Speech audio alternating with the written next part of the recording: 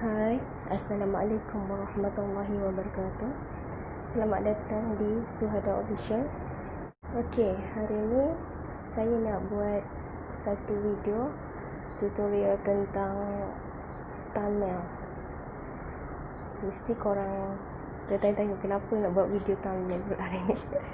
Okey, sebenarnya ramai kawan-kawan kita kat luar tu yang belum tahu macam mana nak buat thumbnail untuk YouTube. Jadi ramai yang DM saya dan tanya macam mana nak buat thumbnail. Okey, buatkan video untuk kawan-kawan belajar. Okey, kalau nak tahu, tengok sampai habis.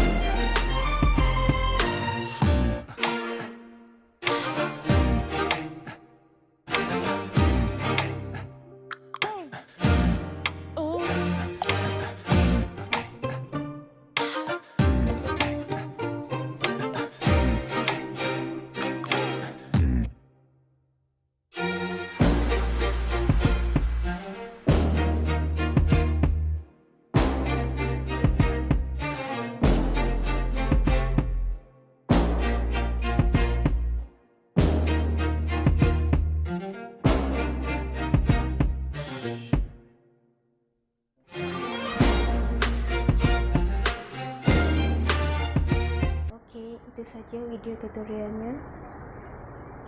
Semoga video kali ini dapat memberi manfaat untuk kawan-kawan.